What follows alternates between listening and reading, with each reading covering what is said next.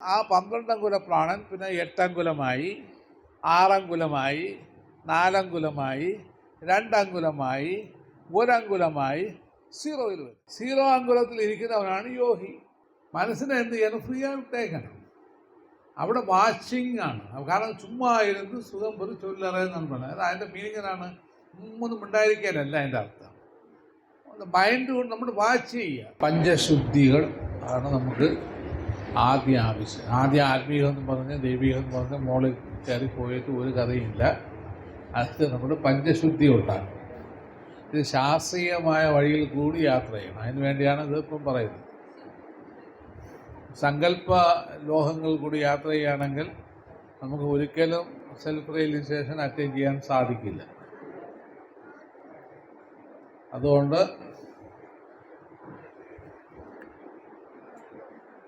അപ്പോൾ നമുക്ക് പഞ്ചശുദ്ധി എഴുതിയെടുക്കാന്നുള്ളത് എഴുതിയെടുക്കുക. നാളെ ഇതുപോലെ ക്ലാസ്സൊന്നും വരില്ല. എനിക്ക് എപ്പോഴെപ്പോഴും തോന്നുന്നത് അപ്പോഴെപ്പോഴും പറഞ്ഞുതരാം, അല്ലാതെ എനിക്ക് പറയാൻ പോയിട്ടില്ല. അത് കായശുദ്ധി, കായശുദ്ധി, മനഃശുദ്ധി, ആത്മശുദ്ധി.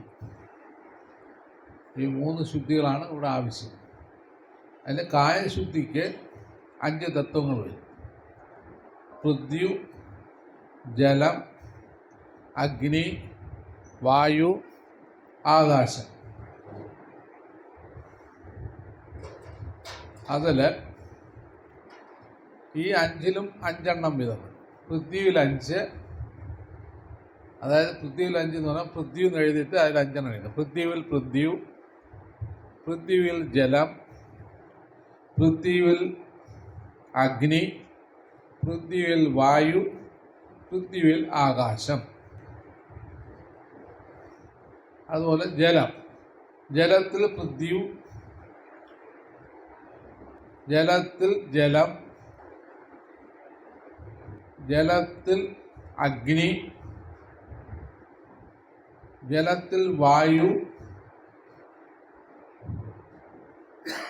ജലത്തിൽ ആകാശം. അടുത്തത് അഗ്നി.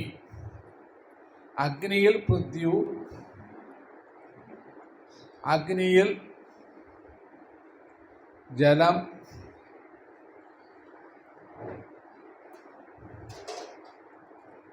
അഗ്നിയിൽ വായു, അഗ്നിയിൽ ആകാശം. അടുത്ത വായുവിൽ പൃഥ്വി,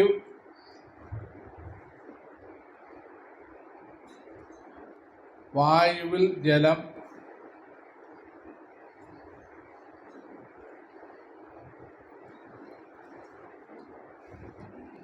വായുവിൽ അഗ്നി, വായുവിൽ വായു, വായുവിൽ അഗ്നി എഴുതിയ വായുവിൽ അഗ്നി, വായുവിൽ വായു, വായുവിൽ ആകാശം. ആകാശത്തിൽ പൃഥ്വി, ആകാശത്തിൽ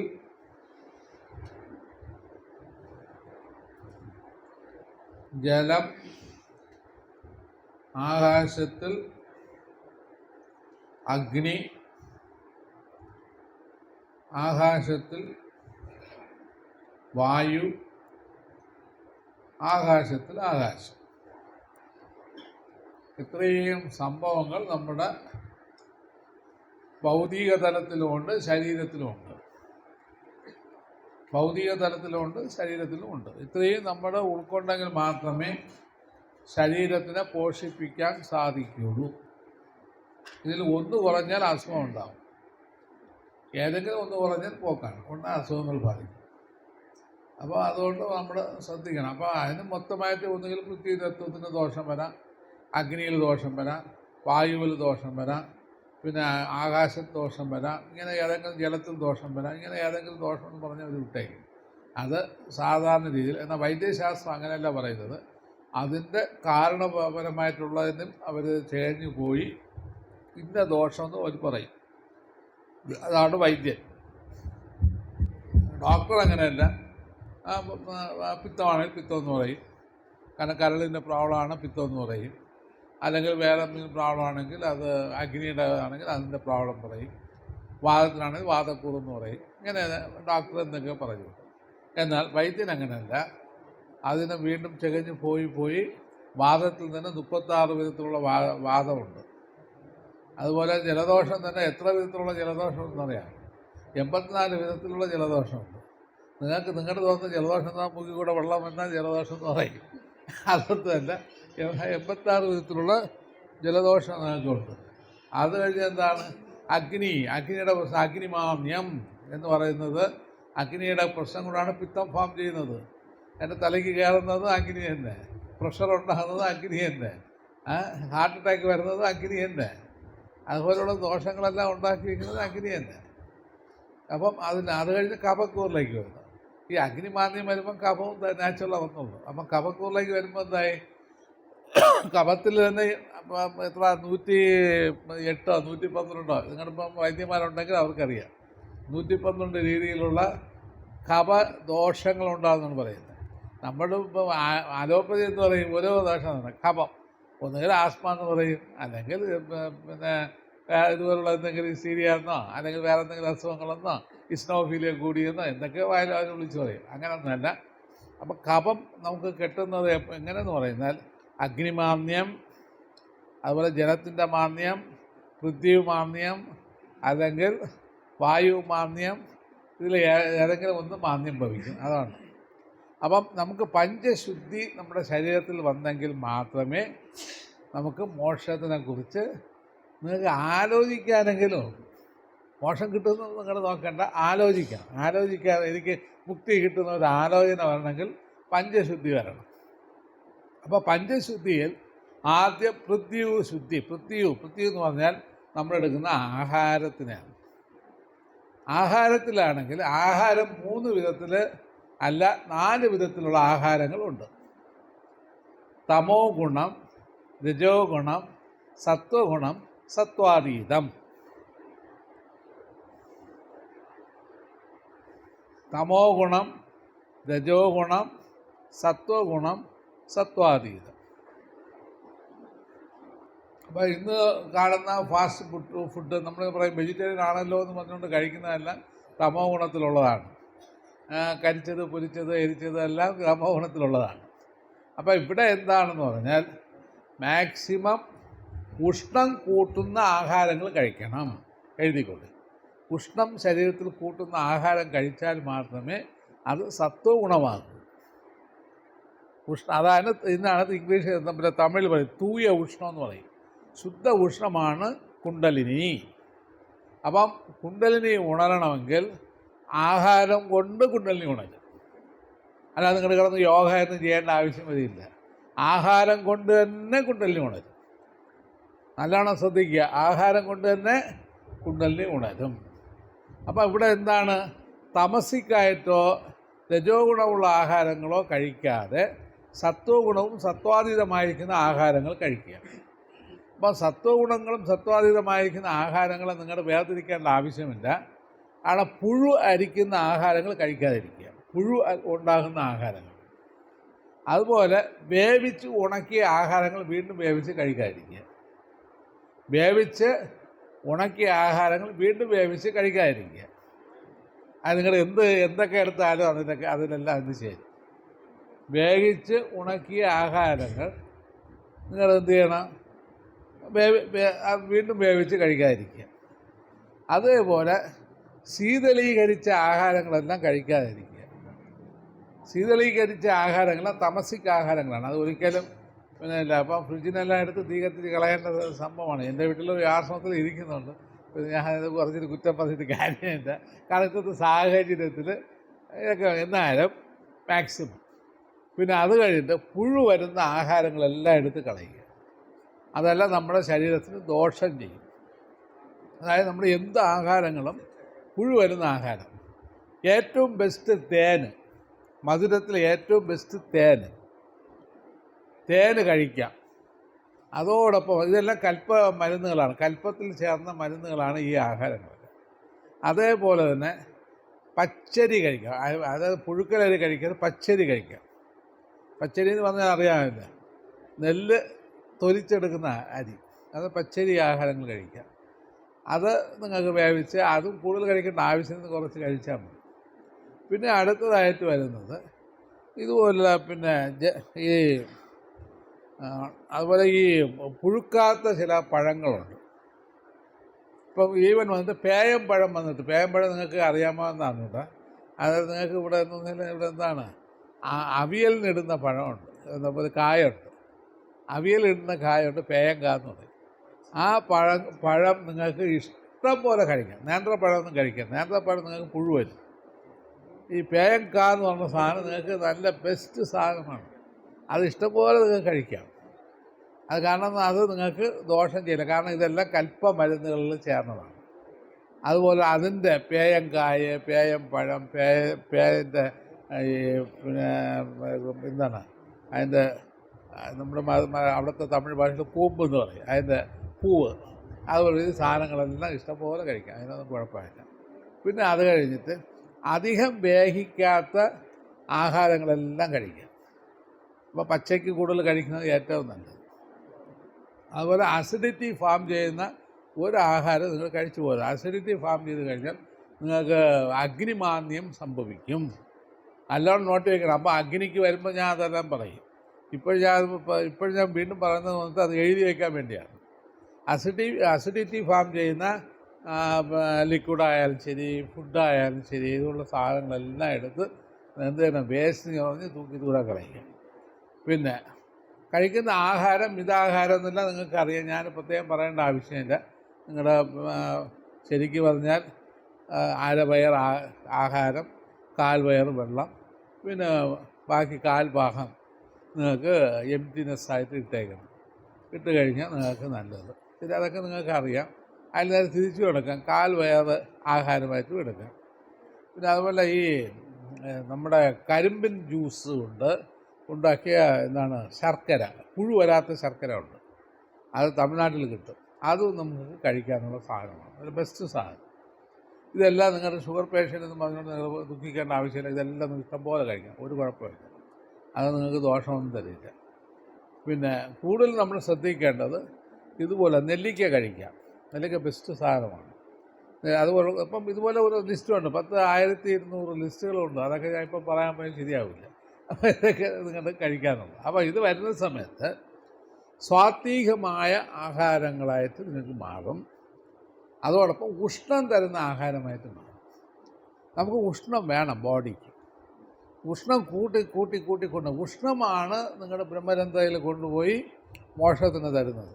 അല്ലാതെ ഇവിടെ കിടന്ന് ശീതളിക്കുന്ന ആഹാരം കഴിച്ച് ഉറങ്ങി ധ്യാനിച്ചു ഞാൻ കിടന്ന് ഉറങ്ങി എന്ന് പറഞ്ഞാൽ മോക്ഷമൊന്നും കിട്ടിയില്ല. അപ്പോൾ ഇവിടെ ഉഷ്ണം നമ്മുടെ ബോഡിയിൽ കൂട്ടണം, അത്യുഷ്ണം എന്ന് പറയും. ഈ ഉഷ്ണത്തിനാണ് നമ്മുടെ എന്ന് പറഞ്ഞാൽ തമിഴിൽ പറഞ്ഞ തൂയ ഉഷ്ണം എന്ന് പറയും. അതിൻ്റെ ഉദാഹരണം, നിങ്ങൾ വെറും തറയിലിരുന്ന് കഴിഞ്ഞാൽ ഒരു 10 മിനിറ്റ് കഴിഞ്ഞ് കഴിച്ചതൊക്കെ അവിടെ അത്രയും വെള്ളം ഉണ്ടായിരുന്നു. കാരണം അത്രയും നമ്മുടെ അഗ്നി കീഴെയാണ് കിടക്കുന്നത്. അപ്പോൾ അഗ്നിയുടെ സ്ഥാനത്ത് വരുമ്പോൾ ഞാൻ അതെല്ലാം പറഞ്ഞുതരും. അപ്പോൾ ആ ഉഷ്ണത്തിനെ നമുക്ക് ബ്രെയിനിലേക്ക് കൊണ്ടുവരുന്നതാണ് യോഗ. ആ ഉഷ്ണത്തിന് മോക്ഷം തരുന്നതാണ് യോഗ. വേറെ ഒന്നും ഇവിടെ ഒന്നുമില്ല. അപ്പം നമുക്ക് ഉഷ്ണത്തിനെ കൂട്ടിക്കൊണ്ടേയിരിക്കണം. അപ്പോൾ അതിന് നിങ്ങൾ ചെയ്യണം. അപ്പം നമുക്ക് പൃഥ്വി നമുക്ക് ഓക്കെ. ഇനി അടുത്ത പൃഥ്വിയിൽ ജലം എന്ന് പറയുന്നത്. പൃഥ്വിയിൽ ജലം എന്ന് പറയുമ്പം നമ്മൾ കഴിക്കുന്ന വെള്ളം ഉഷ്ണജലമായിരിക്കണം. ഉഷ്ണജലം എന്ന് പറയുന്നത് രാമലിംഗസ്വാമികൾ അതിന് പ്രത്യേക രീതിയിൽ പറയുന്നത് എങ്ങനെയെന്ന് പറഞ്ഞാൽ, നിങ്ങളുടെ പിന്നെ 1 ലിറ്റർ വെള്ളത്തിന് കുറഞ്ഞത് ഒരു അരമണിക്കൂറെങ്കിലും ഇട്ട് തിളപ്പിച്ച് അതിനെ 1 ലിറ്ററിന് 1/2 ലിറ്ററാക്കി ആ വെള്ളം കുടിക്കാനാണ് പറയുന്നത്. എന്നാൽ വൈദ്യശാസ്ത്രം എന്ത് പറയുന്നത്, ഈ വെള്ളം എങ്ങനെ കുടിക്കണമെന്ന് ആവിയാക്കി ആവിയെ എന്ത് ചെയ്യണം, തണുപ്പിച്ച് ആ വെള്ളം കുടിക്കാനാണ് അവർ പറയുന്നത്. അതിൻ്റെ പേര് അമൃതജലം എന്ന് പേര്, അമൃതജലം എന്നാണ് പറയുന്നത്. അപ്പോൾ ഈ അമൃതജലം നമ്മൾ എന്തിനു കഴിക്കുന്നു പറഞ്ഞാൽ, നമുക്ക് പൃഥ്വിയിൽ ജലം നമുക്ക് നമ്മുടെ ശരീരത്തിന് ഉഷ്ണത്തിനെ കൂട്ടും, ശരീരത്തിന് നല്ലതാണ്, ആവിയായിട്ട് വരുന്ന ഇത്. അതുപോലെ നമ്മുടെ ആഹാരത്തിനും ആവിയിൽ വേവിച്ച ആഹാരങ്ങളെല്ലാം കഴിക്കാം. നമുക്കത് ദോഷം ചെയ്യില്ല. അതെല്ലാം നമുക്ക് ഉഷ്ണത്തിനെ കൂടും. പിന്നെ അടുത്തതായി വരുന്നത് ജലം കഴിഞ്ഞാൽ പിന്നെ അഗ്നി. അഗ്നി പൃഥ്വിയിൽ തന്നെ കിട്ടും. നിങ്ങൾക്ക് എപ്പോൾ ഉഷ്ണമുള്ള ആഹാരങ്ങളാണ് കഴിക്കാൻ പറ്റും. തണുത്ത ആഹാരങ്ങളൊന്നുമേ കഴിക്കരുത്. ചെറിയ ചൂടോടുള്ള ആഹാരങ്ങൾ എപ്പോഴും കഴിക്കാം. അപ്പോൾ നിങ്ങൾ അഥവാ തണുപ്പിച്ച് വീണ്ടും ചൂടാക്കി വീണ്ടും തണുപ്പിച്ച് അല്ലെങ്കിൽ വീണ്ടും ചൂടാക്കി നിങ്ങൾ കഴിക്കരുത്. ഒരു ചൂട് വന്നു കഴിഞ്ഞാൽ നിങ്ങൾ ആ ഉഷ്ണത്തോടു കൂടി കഴിക്കുക. പിന്നെ അവിടെ വെച്ച് മതിയാക്കുക. അത്രയൊന്നും ചോദിക്കും. പിന്നെ സെക്കൻഡ് വന്നിട്ട് ഈ ആഹാരം 3 നേരം എടുക്കുന്നത് നിങ്ങൾ നിർത്തണം. മാക്സിമം 3 നേരത്തിന് 2 നേരമാക്കി അവസാനം 1 നേരമാക്കാൻ പഠിക്കണം. കാരണം സൂര്യ ഉദയം തൊട്ട് അസ്തമനം വരെയുള്ള സമയമാണ് ആഹാരത്തിന് പറ്റിയ സമയം. അപ്പോൾ അസ്തമനം എന്ന് പറയുമ്പോൾ നമുക്ക് അഗ്നിമാന്ദ്യം കുറയും. നമുക്ക് ഉച്ച എന്ന് പറഞ്ഞാൽ ആ ഉഷ്ണം കൂടിയിരിക്കുന്ന സമയത്ത് അഗ്നിയുടെ എനർജി കൂടും. അപ്പോൾ വിശപ്പ് കൂടുന്നത് ഉച്ചയ്ക്കാണ്, രാവിലെ അല്ല. അതുകൊണ്ട് ഉച്ചയ്ക്കുള്ള ആഹാരം ഏറ്റവും നല്ലത്. അതല്ലെങ്കിൽ 10:30 നിന്നും 12 മണിക്ക് അകത്തുള്ള ഒരു ആഹാരം ഏറ്റവും ബെസ്റ്റ്. കാരണം നമ്മുടെ ബോഡിക്ക് എല്ലാ വൈറ്റമിൻസും എല്ലാം നമ്മുടെ ശരീരത്തിന് കയറുന്ന ഒരു ആഹാരമായിരിക്കും. അത് നമ്മുടെ ശൈവ സിദ്ധാന്തത്തിൽ മഹാന്മാരെല്ലാം പറഞ്ഞിട്ടുള്ളതാണ്. ഒന്നുമില്ല, നിങ്ങൾ 2 നേരം കഴിക്കുക, ഒരു കുഴപ്പമൊന്നുമില്ല. രാത്രി 3 നേരം കഴിച്ചാൽ പോലും രാത്രി നിങ്ങൾ കഴിക്കാതിരിക്കുക. നിങ്ങൾ 6 മണിയോടുകൂടി അല്ലെങ്കിൽ 6:30 മണിയോടുകൂടി നിങ്ങളുടെ ജോലി അവിടെ പൂർത്തിയാക്കി എന്ത് ചെയ്യണം? പിന്നെ ഇവിടെയുള്ള പക്ഷികളെ പോലെ നിങ്ങൾ നോക്കണം. പക്ഷികൾ എന്ത് ചെയ്യും? രാത്രിയാണ് അത് സന്ധ്യ ആവേണ്ട അതിനിപ്പോൾ കൂടുതൽ കയറി അവർ സുഖമായിരുന്ന് അവരെ ധ്യാനം അവർ തുടങ്ങും. അത് ഉറങ്ങുകയോ ധ്യാനിക്കുകയോ എന്ത് ചെയ്യും. നമ്മളിവിടെ അപ്പോഴായിരിക്കും ഇവിടെ കഴിക്കുന്നതും പുരിക്കുന്നതും മറ്റുള്ള പരിപാടികളൊക്കെ ഇവിടെ ചെയ്യുന്നത്. അതൊക്കെ നിങ്ങൾ നിർത്തണം. ഈ കരിയലും പൊരിയലും നിർത്തിയിട്ട് 6 മണിക്കകത്ത് ആഹാരം കഴിച്ച് നിർത്താൻ പഠിക്കും. മാക്സിമം 7 മണിക്കകത്ത് എല്ലാം നിർത്തിക്കളയണം. നിർത്തി നിങ്ങളുടെ വയറിനെ ശുദ്ധമാക്കി ഇട്ടേക്കണം. കാരണം ഈ പൃഥ്വി പെർഫെക്റ്റായി കഴിഞ്ഞാൽ ജലം പെർഫെക്റ്റാകും, അഗ്നി പെർഫെക്റ്റാകും, വായു പെർഫെക്റ്റാകും, പിന്നെ ആകാശതത്വവും നമുക്ക് പെർഫെക്റ്റാകും. അത് വളരെ നമ്മൾ ശ്രദ്ധിക്കണം. അപ്പോൾ പൃഥ്വി തത്വം എപ്പോഴും ഇരിക്കുന്നത് ഈ ഭാഗത്താണ്, നാഭിയിൽ നിന്ന് കീഴ്ഭാഗം. എഴുതിക്കൊള്ളു, പൃഥ്വി തത്വം നാഭിയിൽ നിന്ന് കീഴ്ഭാഗം.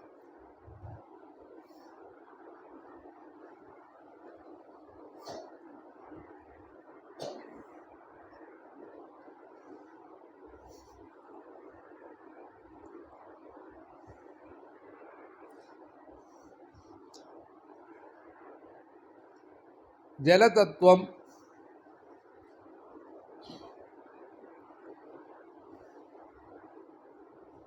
അതായത് നമ്മുടെ ഹാർട്ട് ചക്രയിൽ നിന്ന്, ഹാർട്ട് ചക്രയുടെ 4 വിരലിൽ കീഴിൽ നിന്ന് സ്വാധിഷ്ഠാന ചക്രം വരയ്ക്കും ജലഭാഗം.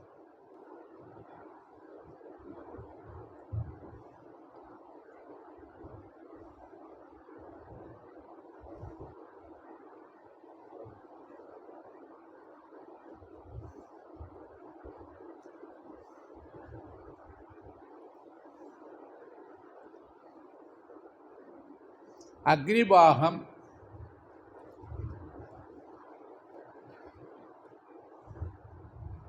നാഭിയുടെ 12 പോയിന്റുകളിലായിട്ട് നിൽക്കുന്നു. നാഭിയിൽ നിന്ന് 12 പോയിന്റുകളിലായിട്ട് നിൽക്കും.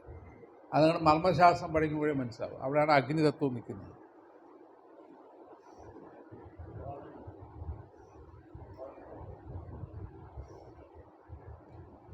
നാഭി പോയിന്റിൽ നിന്ന് 12 സ്ഥലങ്ങളായിട്ട് നിൽക്കും അഗ്നിതത്വം. വായുതത്വം ഹൃത്കമലത്തിൽ നിന്ന് 16 തത്വങ്ങളായിട്ട് നിൽക്കും. ഹാർട്ട്, അതുപോലെ ഹാർട്ടിൻ്റെ point, mid point, liver, pancreas, ഇങ്ങനെ ചുറ്റി വരും. ഇത് വായുതത്വത്തിലേക്ക് വരും. അത് വിശുദ്ധി വരയ്ക്ക് നിൽക്കും. ആകാശം വിശുദ്ധിയിൽ നിന്ന് സഹസ്രാര പത്മം വരേക്കും മൊത്തമായിട്ട് നിൽക്കുകയാണ്.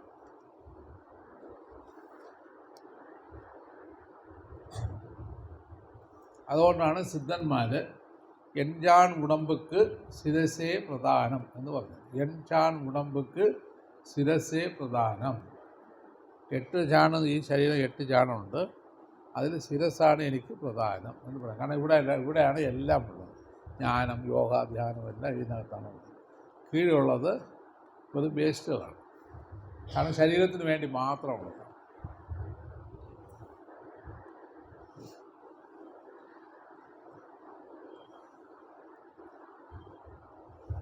അപ്പം ജലതത്വത്തിലേക്ക് പോകുമ്പോൾ അടുത്ത ജലതത്വത്തിലേക്ക് വരുന്ന സമയം, ജലത്തിൽ പൃഥ്വി എന്ന് പറയുന്നത് തണുത്ത വെള്ളങ്ങൾ ഉപയോഗിക്കുന്നത് ജലത്തിൽ പൃഥ്വിയാണ്. അതുകൊണ്ട് തണുത്ത വെള്ളം ഉപയോഗിക്കരുതെന്ന് നേരത്തെ പറഞ്ഞു കഴിഞ്ഞു.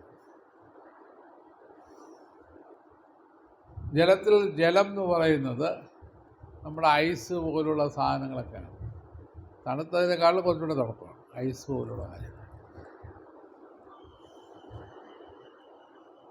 ജലത്തിൽ അഗ്നി എന്ന് പറയുന്നത് ചൂടുവെള്ളത്തിനാണ് പറയുന്നത്.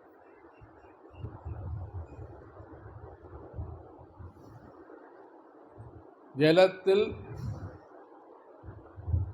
വായു എന്ന് പറയുന്നത് വിസർപ്പകം എന്ന് പറയും. അതായത് വിയർപ്പിച്ചെടുക്കുന്ന വെള്ളം.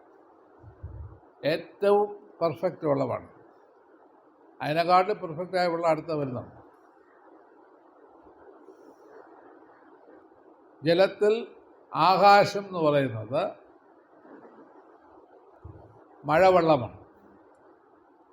മഴവെള്ളം നമ്മളിതുപോലെ ഇങ്ങനെ പെയ്ത് എവിടെങ്കിലും ഇറങ്ങുന്നതല്ല, അല്ലാതെ ഒരു ഔട്ടർ സ്പേസിൽ കൊണ്ടൊരു പാത്രം വെച്ച് അതിന് നിങ്ങൾ എത്രത്തോളം എടുക്കാൻ കഴിയുമ്പോൾ എടുത്ത് അതിനെന്ത് ചെയ്യണം, അതിന് നമ്മുടെ തുണിയോ മറ്റും ഇട്ട് അരിച്ച് അത് ഭദ്രമായിട്ട് വെച്ചു കൊടുക്കും.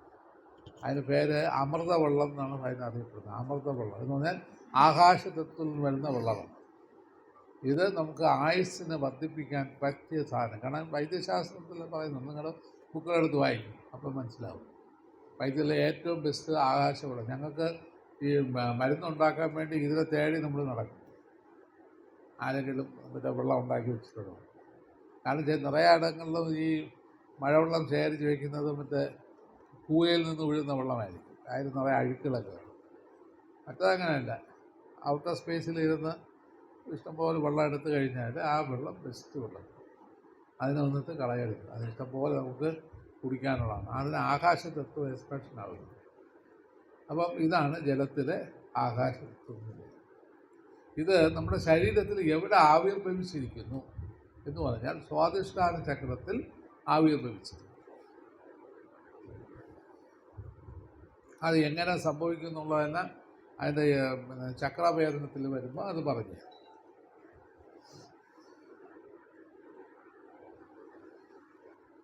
ഇനി അടുത്തത് അഗ്നി.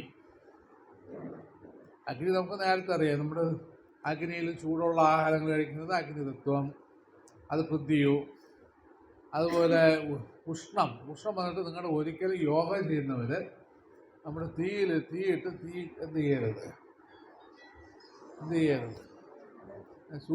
ചൂട് കായരുത്. അത് വളരെ ശ്രദ്ധിക്കേണ്ട ഒരു സംഭവമാണ്.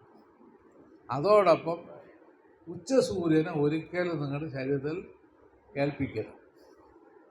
രാവിലെ ഉള്ള ഇളം ചൂട് നിങ്ങൾക്ക് അനുഭവപ്പെടാം. അത് അമൃത ഉഷ്ണം എന്നാണ് അതിന് പേര്. അമൃത ഉഷ്ണം. ആ ചൂടിന് പേര് സിദ്ധന്മാർ പറഞ്ഞ അമൃത ഉഷ്ണം. അത് ഉച്ചയ്ക്കുള്ള ആ സൂര്യനാണ് അമൃത ഉഷ്ണം. അതേപോലെ വൈകുന്നേരം ഉള്ള ഉഷ്ണത്തിന് അമൃത ഉഷ്ണത്തിൽപ്പെട്ടതായിരുന്നു. ഈ രണ്ട് ഉഷ്ണവും നമുക്ക് ബോഡിയിൽ സ്വീകരിക്കാം. ഉച്ച ഉഷ്ണം, അതായത് ഒരു 9 മണിക്ക് മുമ്പേ ഉള്ള ഉഷ്ണം നല്ലത്. അതിനുശേഷം ഒരിക്കലും ശരീരത്തിൽ ചൂട് കയറ്റരുത്. അപ്പം അതുകൊണ്ടാണ് സിദ്ധന്മാരും യോഗിമാരെല്ലാം ഈ തുണി കൊണ്ട് ശരീരത്തിനെ മൂടിയിരിക്കുന്നത്. അല്ലാതെ അവർ മണ്ടന്മാരൊന്നുമല്ല. തുണി കൊണ്ട് മൂടിയിരിക്കുന്നു. നമ്മൾ എന്തുകൊണ്ട് മൂടിയിരിക്കുന്നു പറഞ്ഞാൽ ഈ ഉഷ്ണം കയറാതിരിക്കാൻ വേണ്ടി. അപ്പോൾ തലയിൽ കൂടെ ഇങ്ങനെ അവർ ഇത് ഇട്ടിരിക്കും. അത് ഇട്ടാൻ കാരണം തലയിലൊന്നും ഇത് അടിക്കാൻ പാടില്ല. അത് കാരണം നമ്മുടെ ഉള്ളിൽ വന്നിട്ട് ഒരു ലെവൽ ഉഷ്ണമുണ്ട്. ആ ഉഷ്ണം മാക്സിമം എക്സ്പാൻഷൻ ചെയ്യണമെങ്കിൽ ഈ ഉഷ്ണത്തിൽ നമ്മൾ മാക്സിമം പരമാവധി കട്ട് ചെയ്യണം. കാരണം ഇത് ഭൗതികത്തിൽ വരുന്ന ഉഷ്ണമാണ്. ഭൗതിക ഉഷ്ണം വന്ന് പൃഥ്വിതത്വമാണ്. ആന്തരിക ഉഷ്ണം ജലം, അഗ്നി, വായു, ആകാശം. ഈ തത്വത്തിലാണ് ഈ ഉഷ്ണം നിൽക്കുന്നത്. അപ്പം ഈ 5 ഉഷ്ണങ്ങളും ഇതിൽ വരും. അതുപോലെ വിയർപ്പ് വരുന്നത് ജലതത്വമാണ്. അഗ്നിയിലെ ജലതത്വം വിയർപ്പാണ്.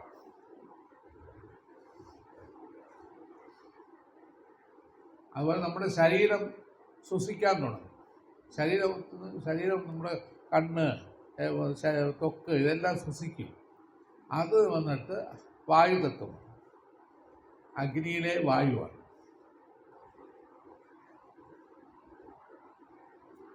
അഗ്നിയിലെ ആകാശം എന്ന് പറയുന്നത് നമ്മുടെ ഉഷ്ണം കഴിഞ്ഞ് നമ്മുടെ ശരീരത്തിൽ ഒരു നല്ലൊരു ഐസ് പോലെ തണുപ്പുണ്ടാകും. അതിനാണ് അഗ്നിയിലെ ആകാശതത്വം എന്ന് പറയുന്നത്. അത് നിങ്ങൾ മനസ്സിലാക്കണമെങ്കിൽ നിങ്ങൾ ഏതെങ്കിലും ഒരു വസ്തുവിനെ എരിക്കുന്ന സമയത്ത് അറിയാം. എരിക്കുമ്പോൾ ഈ 5 തത്വങ്ങൾ അതിനകത്തുണ്ടായിരിക്കും. അതായത് പൃഥ്വി തത്വം എന്ന് പറയുന്നത് അതിൻ്റെ പുകയാണ്. അത് കഴിഞ്ഞിട്ട് എന്ത് ചെയ്യുന്നു പറഞ്ഞാൽ ജലതത്വം എന്ന് പറഞ്ഞാൽ ഇത് എരിഞ്ഞതിന് ശേഷം നിങ്ങൾ നോക്കിക്കഴിഞ്ഞാൽ അതിനകത്ത് വെള്ളം കാണും. അത് ജലതത്വമാണ്. അത് കഴിഞ്ഞിട്ട് ഇതിൻ്റെ ചലനത്തോടു കൂടി കാറ്റ് വരുന്നത് അതിൽ വായുതത്വവും പിന്നെ അതോടൊപ്പം ഉഷ്ണം വന്നിട്ട് അഗ്നിതത്വമായിട്ട് മാറും. അവസാനം ഈതറിക്കയറ്റം മാറും. അപ്പോൾ അഗ്നിയിൽ 5 തത്വങ്ങൾ 100% ഉണ്ട്. അപ്പോൾ അങ്ങനെ നമ്മുടെ ബോഡിയിൽ മാത്രമല്ല വെളിയിലും എല്ലാത്തിനും പഞ്ചഭൂതത്തിന് 5 തത്വങ്ങളോട് കൂടി തന്നെ നിൽക്കുന്നത്. അങ്ങനെയാണ് സാംഖ്യയോഗം അല്ല കപില മഹർഷി എഴുതിയ സാംഖ്യയോഗത്തിൽ 5 തത്വങ്ങൾ വെച്ച് എത്രയായി 25 തത്വങ്ങളിലേക്ക് അവർ കൊണ്ടുവരുന്നു. പിന്നെ അടുത്തതായിട്ട് വരുന്ന തത്വം എന്ന് പറയുന്നത് പിന്നെ വായുവിൽ വന്നിട്ട് നോക്കുമ്പോൾ വളരെ ശ്രദ്ധിക്കണം. ഖരാവസ്ഥയിലുണ്ട്, ദ്രാവകാവസ്ഥയിലുണ്ട്, അഗ്നിയാവസ്ഥയിലുണ്ട്, വായു അവസ്ഥയിലുണ്ട്, ഈതറിക്ക അവസ്ഥയിലുണ്ട് വായു. ഇപ്പോൾ ഖരാവസ്ഥയിലുള്ള വായു വന്നിട്ട് നിങ്ങളുടെ ശ്വാസം എടുത്തു വിടുന്നത് ഖരാവസ്ഥ. അതിന് പൃഥ്വി തത്വം എന്ന് പറയും.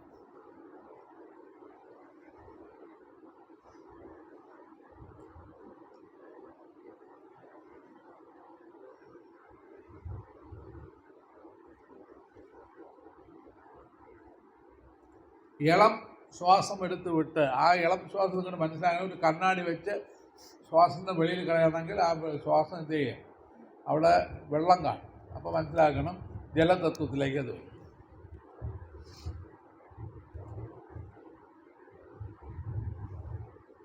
അതിന് ശ്വാസത്തിൻ്റെ അനുമാനം കുറയുന്നതനുസരിച്ച് ഇതിൻ്റെ എനർജി ലെവൽ കൂടും.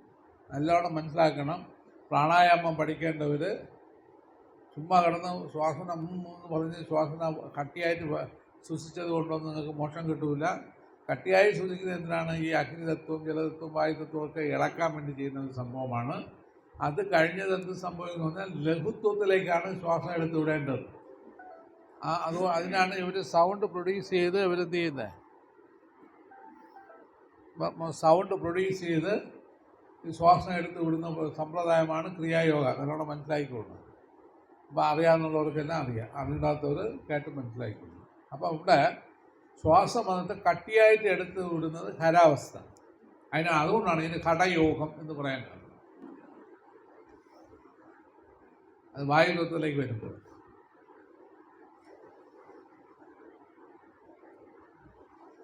ലാഘവത്തോടു കൂടി ശ്വാസം എടുത്ത് വിടുന്നതിന് അതെന്താണ് ജലതത്വവും അഗ്നിതത്വവുമായിട്ട് മാറും രണ്ടും. അതുകൊണ്ടാണ് നല്ല രീതിയിൽ പ്രാണായാമം ചെയ്യുന്നവർക്ക് ആഹാരത്തിൻ്റെ ആവശ്യമില്ലെന്നാണ് പറയുന്നത്. കാരണം എന്ത്, നിങ്ങളുടെ ഈ കടയിൽ നിന്ന് സാധാരണ ലഘുത്വത്തോടുകൂടി ശ്വാസം എടുക്കുകയാണെങ്കിൽ ശ്വാസത്തിൽ നിന്ന് നിറയെ സൂക്ഷ്മപരമായിട്ടുള്ള എന്തായിരിക്കുന്നത്, നമുക്ക് നിറയെ ഫുഡ് നമുക്ക് കിട്ടും.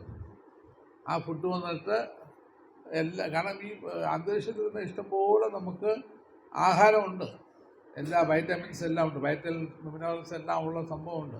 അത് അത്രയും നമ്മിലേക്ക് വരാൻ തുടങ്ങും. അതിനാണ് ശീതളി ശീകാലി എന്ന് പറഞ്ഞ 2 പ്രാണായാമം, ബലയും അതിബലയും അഭ്യസിച്ച് മുഹുന്നരാമ ഭാഹിമ എന്ന് പാടിയിട്ടുള്ളതൊക്കെ അതിനെയാണ്. ബല അതിബല എന്ന് പറയുന്ന 2 പ്രാണായാമം, അല്ലെങ്കിൽ ശീതളി ശീകാലി എന്ന് പറയുന്ന 2 പ്രാണായാമം. അത് വിശ്വാമിത്രൻ രാമന് ഉപദേശിച്ച യോഗയാണ്.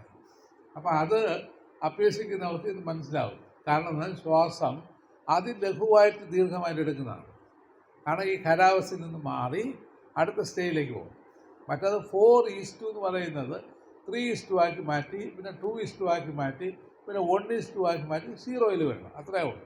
അപ്പോൾ നിങ്ങളുടെ പ്രാണന് സ്ഥൂല പ്രാണൻ, സൂക്ഷ്മ പ്രാണൻ, അതിസൂക്ഷ്മ പ്രാണൻ, കാരണപ്രാണൻ.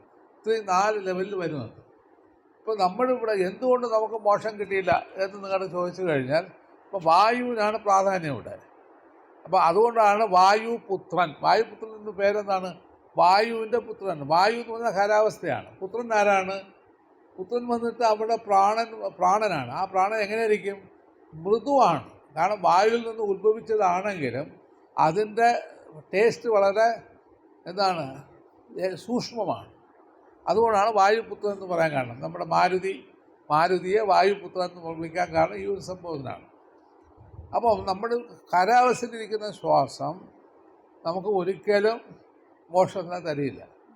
അത് അതേസമയത്ത് തരും. എപ്പോഴും തരും? നിങ്ങൾ നാച്ചുറലായ കാലാവസ്ഥയിലിരിക്കുന്ന പ്രാണായാമം ചെയ്ത് വരുന്ന സമയത്ത് അൺനാച്ചുറലി രണ്ടാമത്തെ സ്റ്റേജിലേക്ക് നിങ്ങൾ വന്നേക്കുക. കാരണം നിങ്ങളുടെ ശരീരത്തിലുള്ള കോശങ്ങൾ അത്രയും ഈ ഓക്സിജനെ സ്വീകരിച്ച് കാർബൺ ഡൈ ഓക്സൈഡിനെ കുറയ്ക്കുന്നത്. കുറച്ച് കഴിഞ്ഞാൽ പിന്നെ കാർബൺ ഡൈ ഓക്സൈഡ് നിങ്ങളുടെ ബോഡിയിൽ കാണില്ല. അപ്പോൾ കാർബൺ ഡൈ ഓക്സൈഡ് കുറഞ്ഞു കഴിഞ്ഞാൽ പിന്നെ നിങ്ങളുടെ മൂക്കിൽ കൂടെ ഒഴുകുന്ന ശ്വാസം ഏതാണ്? നിങ്ങൾക്ക് കാരണപ്രാണനെ ഓടുള്ളൂ, അല്ലെങ്കിൽ സൂക്ഷ്മപ്രാണനെ ഓടും. സൂക്ഷ്മപ്രാണൻ വെറും 4 അങ്കുലമേ ഓടും.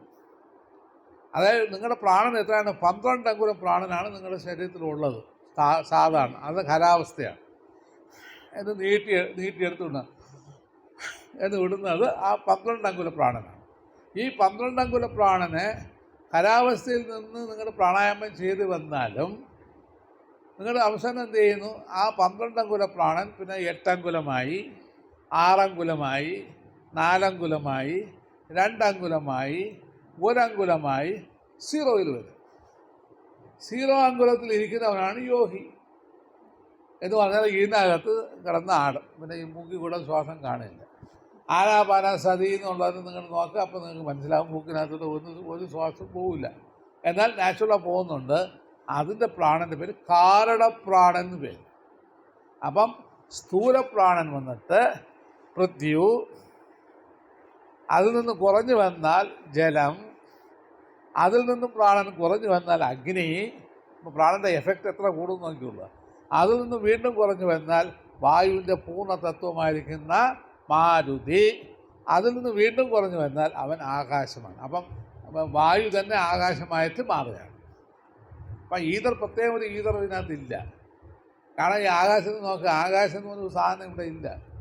ആഴത്തിൽ പോയി കഴിഞ്ഞാൽ എല്ലാം ഔട്ടർ സ്പേസ് ചെയ്യുന്ന ചുമ്മാ കിടക്കുന്ന ഒരു ശൂന്യമാണ്. അതുപോലെ തന്നെ നമ്മളിവിടെ കാണുന്നതെല്ലാം നമ്മൾ നിങ്ങളുടെ തലച്ചോറിനകത്ത് ബ്രെയിനകത്തേക്ക് കയറി കഴിഞ്ഞാൽ നിങ്ങൾ വെറും ശൂന്യമാണ്. അതിനകത്ത് ഒരു ചുക്കുമില്ല. കുറേ ഞരമ്പുകൾ അങ്ങോട്ടും ഇങ്ങോട്ടും കിടന്ന് വൈബ്രേറ്റ് ചെയ്തുകൊണ്ട് കിടക്കും. അത് തന്നെ നിങ്ങൾക്ക് എന്ത് ചെയ്യുന്നത്?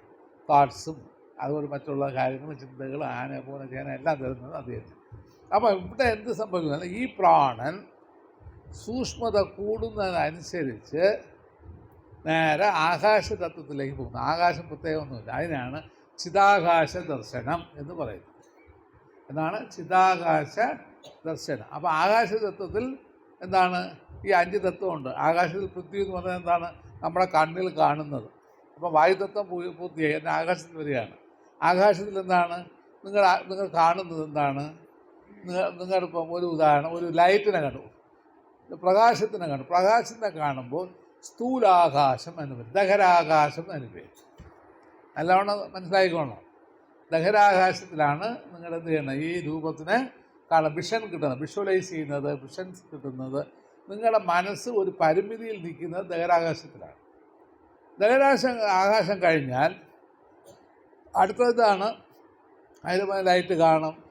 പിന്നെ ആ ആകാശത്തിൽ നിന്ന് സൗണ്ട് കേൾക്കുന്നത് അതിലാണ്. ദഹരാകാശത്തിലാണ് നാദം കിട്ടുന്നത്. നാദങ്ങൾ എത്ര ഉണ്ട്? 10 വിധത്തിലുള്ള നാദങ്ങൾ കിട്ടും. 10 വിധ നാദവും ഓങ്കാരമാണ്, പ്രണവമാണ്. അപ്പോൾ ഓങ്കാരനാദം നിങ്ങളുടെ ബോഡിയിലുള്ളതാണ്, വെളിയിൽ ഇവനും അടിക്കുന്നതല്ല. നിങ്ങളുടെ ശരീരത്തിൽ കെമിക്കൽ റിയാക്ഷൻ അവിടെ സംഭവിക്കുകയാണ്. കാരണം നിങ്ങളുടെ ബോഡിയിൽ പല മാറ്റങ്ങളുണ്ടായി, നിങ്ങളുടെ ബോഡിയിൽ ശുദ്ധിയായി, ശരീരശുദ്ധി. ആ ശരീരശുദ്ധിയോടുകൂടി മനഃശുദ്ധി നാച്ചുറലായി വന്നേക്കുന്നുണ്ട്. മനഃശുദ്ധി ഉണ്ടായി ഇവിടെ എന്ത് കിട്ടുന്നത്? ആകാശത്തിൽ ലൈറ്റ് ഉണ്ടാവും, പ്രകാശമുണ്ടാകും. ഇതിനെയാണ് ചിതാകാശ ദർശനം എന്ന് പറയുന്നത്. അതായത് ചിദംബര ദർശനം എന്ന് പറഞ്ഞാൽ ഈ ഭാഗത്തിലാണ്. അതായത് ശിവൻ്റെ താണ്ഡവം കാണുന്നത് ഇവിടെയാണ്. താണ്ഡവത്തിൻ്റെ മീനിങ്ങാണ് നാദ ബിന്ദു കല. ഇതാണ് താണ്ഡവം. ഈ ലൈറ്റ് ഇവിടെ കണ്ടു കഴിഞ്ഞതും ഈ നാദങ്ങളെല്ലാം ഇവിടെ കേൾക്കാൻ തുടങ്ങും. നാച്ചുറലായിട്ട് നാദങ്ങൾ കേൾക്കാം. അപ്പം ആ നാദങ്ങളുടെ പേരിലാണ് എന്താണ് പൃഥ്വി തത്വത്തിലുള്ള നാദം ശീവീരിൻ്റെ ശബ്ദം. അത് കഴിഞ്ഞ് ജലത്തിൻ്റെ തത്വത്തിൻ്റെ നാദം എന്താണ് ഓടക്കുഴൽ നാദം. പിന്നെ നാഭിയിലുള്ള നാദത്തിൻ്റെ പേര് തന്ത്രിനാദം എന്ന് പറഞ്ഞാൽ നമ്മുടെ വീണയുടെ സൗണ്ട്. അതിൻ്റെ ഹാർട്ടിലുള്ള നാദത്തിൻ്റെ പേര് മണിനാദം. വിശുദ്ധിയിലുള്ളത് കാഹള ശബ്ദം, കളകള ശബ്ദം. അത് കഴിഞ്ഞിട്ട് ആജ്ഞയിൽ മിക്സർ ഓഫ് സൗണ്ട് എന്ന് പറയും, സിംബണി സൗണ്ട് എന്ന് പറയും. സിംബണി സഹസ്രാരത്തിൽ വരുമ്പോൾ ഓങ്കാരം. വേറെ തീർന്നു. ആ ഓങ്കാരത്തിൽ എന്താണ് എല്ലാവിധ നാദങ്ങളും ഒന്നിച്ച് കേൾക്കും. അതോടൊപ്പം ഇടിമുഴക്കം കേൾക്കും. അതാണ് ബൈബിളിൽ മോസസ് പറഞ്ഞത്. എന്താണ്? ഞാൻ പിതാവിനെ ഈശോനെ കാണുമ്പോഴും എന്നിട്ട് അദ്ദേഹത്തിന് കിട്ടിയെന്താണ്? ഈശോൻ്റെ ഒരു ചെറിയ വെളിച്ചമേ കണ്ടുള്ളൂ അപ്പോഴും. എന്നാൽ കേട്ടതാണ് ഇടിമുഴക്കം പോലെ ഇരുന്നാണ് കേട്ടത്. ഇടിമുഴക്കം കേൾക്കാൻ തുടങ്ങി. അപ്പോൾ അത് കൂടുതൽ ബൈബിളിൻ്റെ കാര്യം പഠിക്കണമെങ്കിൽ ഇവിടെ ഒരു അമ്മച്ചുണ്ട്, നമ്മുടെ മിനി അമ്മച്ചിൻ്റെ അടുത്ത് കേട്ടാൽ അവർ പറഞ്ഞില്ല. അതായിരിക്കുന്നത് അവർ പറഞ്ഞത്. അപ്പോൾ ഇടിമുഴക്കം പോലെ കേൾക്കുന്നതാണ്. ഇടിമുഴക്കം ആണ് ആ സൗണ്ട്. നമുക്ക് എല്ലാവർക്കും കേൾക്കും. അപ്പം ഈശ്വരനെ അവ്യക്ത രൂപമായിരിക്കുന്ന ഈശ്വരനെ അറിയണമെങ്കിൽ നിങ്ങളുടെ അവ്യക്ത നിലയിൽ എത്തണം. നിങ്ങൾക്കൊരു റെസ്പെക്റ്റ് വേണം. അപ്പം അവിടെ നിന്ന് പ്രധാനമന്ത്രിയുടെ സൈൻ കിട്ടിയെങ്കിലേ പ്രധാനമന്ത്രിയുടെ അടുത്ത് എത്താൻ നോക്കൂ. അങ്ങയുടെ സൈൻ കിട്ടണമെങ്കിൽ എന്ത് ചെയ്യണം? അങ്ങയുടെ സൈൻ ഇതൊക്കെയാണ്: ലൈറ്റ് കാണണം, നാദം കേട്ടിരിക്കണം. അപ്പോൾ ഈ രണ്ടും ഉണ്ടെങ്കിൽ പ്രധാനമന്ത്രിയുടെ അടുത്ത് പോകാനൊക്കെ കാണാനും അല്ല രക്ഷയില്ല. അപ്പം ഈ അവ്യക്ത രൂപമായിരിക്കുന്ന ആ ചൈതന്യത്തിന് നമ്മുടെ ഈ അവ്യക്ത രൂപമായിരിക്കുന്ന വ്യക്തി എന്ത് ചെയ്യണം? വ്യക്തത വരുത്തണം. ഞാൻ ഇന്നതാണെന്നുള്ള വ്യക്തത. അതാണ് ഐ ആം ദാറ്റ്. അതാണ് വ്യക്തത. വേറെ ഒന്നുമല്ല. ഞാൻ ദൈവമാണെന്ന് വെറുതെ വാക്കിൽ എഴുതി കൊണ്ടിരുന്നാൽ മതിയാണ്. ഇവിടെ എല്ലാവരും പാടിക്കൊണ്ടിരിക്കണം, ഞാൻ ദൈവമാണ്, ഞാൻ ദൈവം. എല്ലാവർക്കും പാടിക്കൊണ്ടേ ഇരിക്കുക ദൈവമാണെന്ന് നീ എങ്ങനെ നിരൂപിച്ചു അവിടെ? അപ്പം അവിടെ എന്താണ്? വേദങ്ങളെടുക്കണം. വേദങ്ങളവിടെ പറഞ്ഞത് എന്താണ്? പ്രജ്ഞാനം ബ്രഹ്മ. പ്രജ്ഞയാണ് ബ്രഹ്മം. അപ്പോൾ പ്രജ്ഞ എന്ന് പറഞ്ഞത് എന്താണ്? അടുത്തത് രണ്ടാമത്തെ സ്റ്റേജിലേക്ക് വരണം, മനസ്സിലേക്ക് നമ്മൾ വരികയാണ്. അപ്പം മനസ്സിലവിടെ എന്താണ്? മനസ്സിൽ 5 തത്വങ്ങൾ അവിടെ വരുന്നുണ്ട്. മനസ്സിൻ്റെ പൃഥ്വിതത്വം എന്താണ്? എഴുതിക്കൊള്ളുക. മനസ്സിൻ്റെ പൃഥ്വിതത്വം തോട്ട് വൈബ്രേഷൻ, ചിന്തകളുടെ നൂലാമാലകൾ.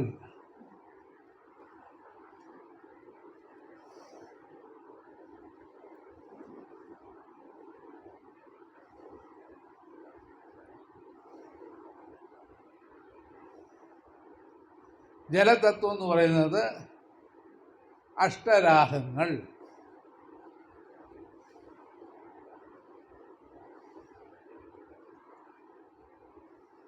അഗ്നിതത്വം എന്ന് പറയുന്നത് ഈഗോ.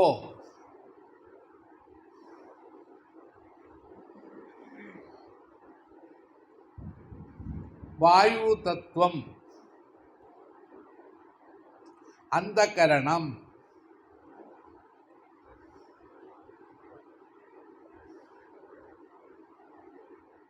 ആകാശം ബുദ്ധി ബോധം. ഇത് ഇത്രയും ചേർന്നതാണ് മനസ്സ്.